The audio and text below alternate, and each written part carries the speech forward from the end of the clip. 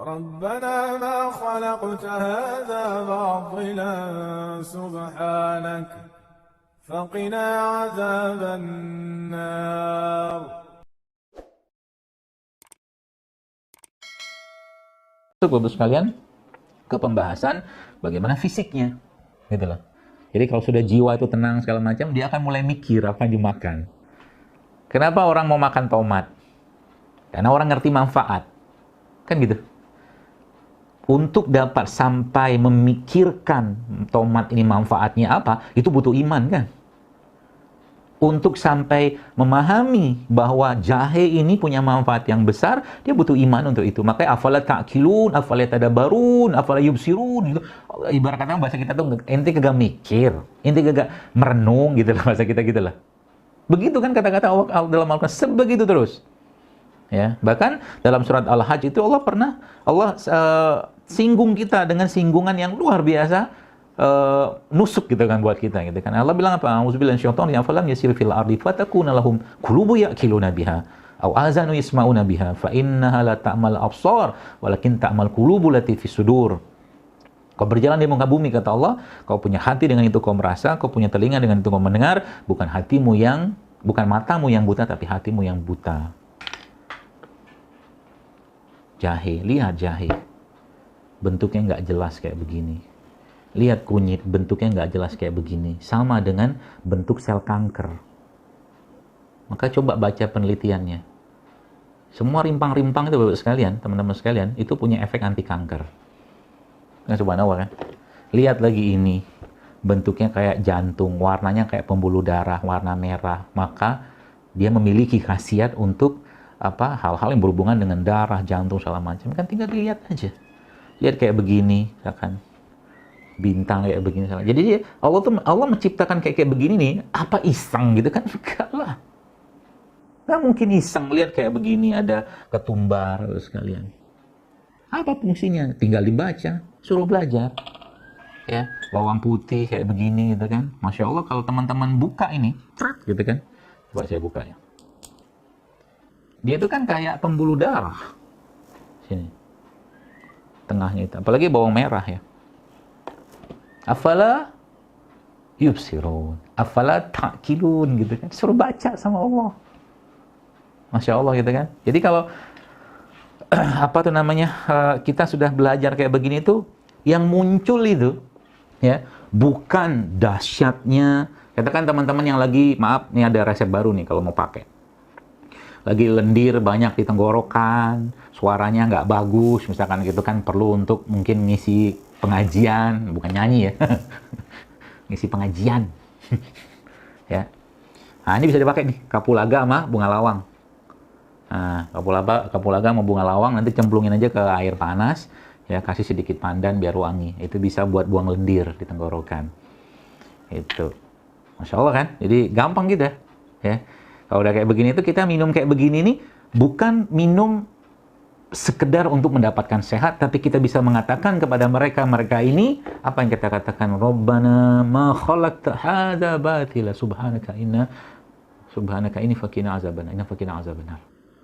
Ya Allah, tidak sia-sia kau ciptakan tomat kayak begini, tidak sia-sia Allah kau ciptakan jahe kayak begini, tidak sia-sia kau ciptakan jeruk kayak begini dengan berwarna hijau kayak begini, yang kemudian menjadi kuning, kemudian jadi busuk dan mati semua. Akhirnya begitulah Allah membuat perumpamaan dunia pada kita semua. Tidak sia-sia misalkan Allah, engkau ciptakan madu ini ya Allah, yang semua yang tumbuh di tanah ini diserap oleh tentaramu yang bernama lebah untuk diambil sarinya. Kan begitu ceritanya madu itu. Ada pohon di atas ada saripati bunganya, diambil oleh lebah. Pohon ini kan menyerap isi tanah. Gitu loh. Mikirnya kan kayak begitu. Semakin banyak kita mikir, Bapak Ibu sekalian, teman-teman sekalian, Masya Allah ya. Hati kita itu kan terus bergetar. Jadi kalau hati itu susah bergetar, ya mungkin Allahnya jauh gitu. Jadi ngelihat kayak begini nih, kalau bagi saya itu bukan cuman ini kunyit, manfaatnya buat anti kanker, bukan. Petani yang menanam kunyit ini tidak akan mampu membuat kunyit ini bisa tumbuh kayak begini, nggak bisa, wallahi.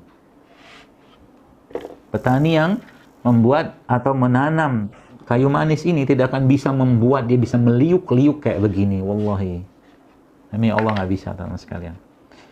Tani petani yang menanam bumbu-bumbu katakanlah ketumbar kayak begini, bagaimana mereka bisa menciptakan dalam ketumbar ini ada irisnya? Kalau teman-teman lihat ya, dalam ketumbar ini kan, ini ketumbar yang benar tuh kayak begini sebenarnya. Ya, dia seperti ada garis-garisnya. Ini kan petani nggak bisa bikin. Ya, ini yang ketumbar yang benar tuh kayak begini, bukan yang kayak sekarang ya, udah putih kinclong gitu ya. Ketumbar itu pelajaran perbumbuan lain lagi tuh.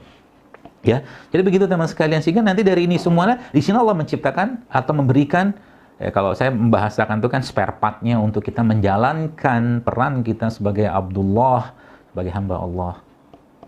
Ya, gitu. Dan ingat, jagalah hati itu baik-baik. Jangan pernah jagalah hati, jagalah jiwa, jagalah ruh kita itu baik-baik. Jangan pernah menduga-duga tentang sesuatu pada orang lain. Sa'id bin Zaid, salah satu sahabat Nabi yang dijamin masuk surga, radhiyallahu anhu, ini kisah terakhir ya. Pernah lagi dalam satu peperangan, ya ini perhatikan baik kisah ini.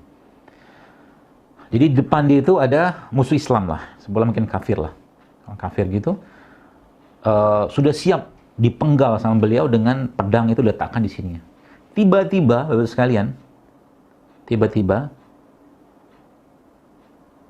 si kafir tadi itu, orang musuh Islam tadi itu mengucapkan kalimat syahadat asyhadu alla ilaha illallah wa anna muhammad rasulullah. Kata dia begitu. Selesai dia mengucapkan itu, pas ditebas sama dia kepalanya. Peristiwa itu kemudian diadukan kepada Nabi SAW.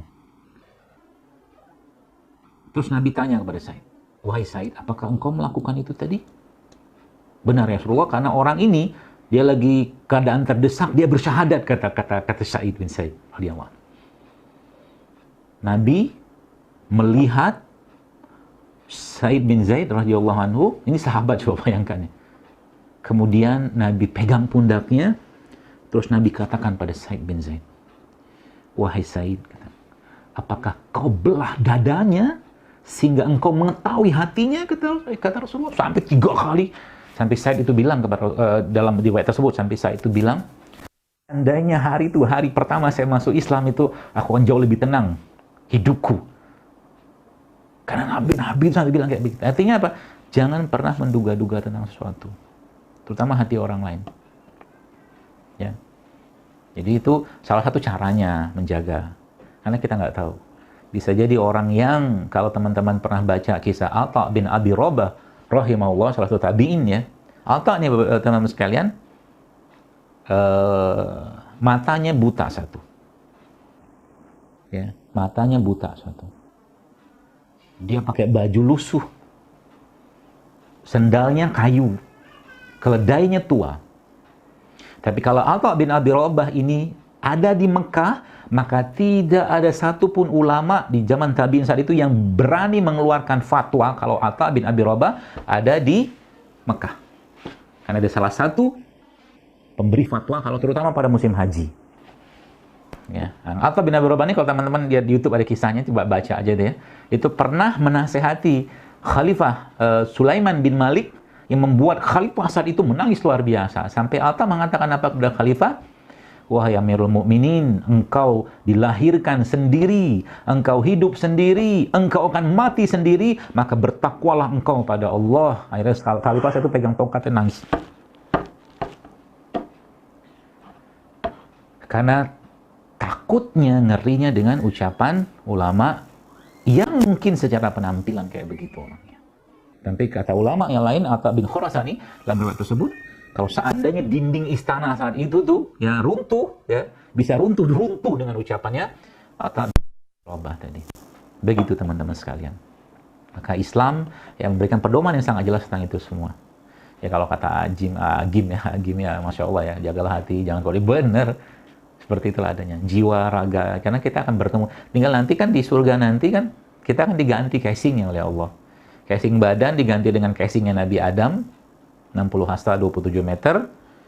Nah, yang menariknya, hatinya kita akan diinstal hatinya salah satu Nabi Ulul Azmi, yaitu Ayub alaihissalam. Maka di surga nanti perawakan kita kayak Nabi Adam, parasnya yang laki-laki kayak Nabi Yusuf, hatinya kayak Nabi Ayub.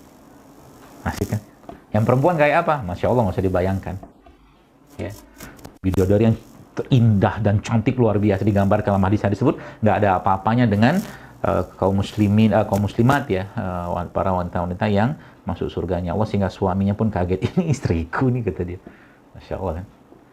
Maka kecantikan sejati, ketampanan sejati bukanlah dari makanan, bukanlah dari minuman, tapi dari keimanan, ketakwaan, dan jiwa, hati, ruh yang bersih, sehingga nanti Allah menyambutnya dengan ucapan, ya ayyatuhan nafsul mutmainnah irji'i ila rabbiki radiyatan mardiyah fad'u li ibadi wadkhuli jannati.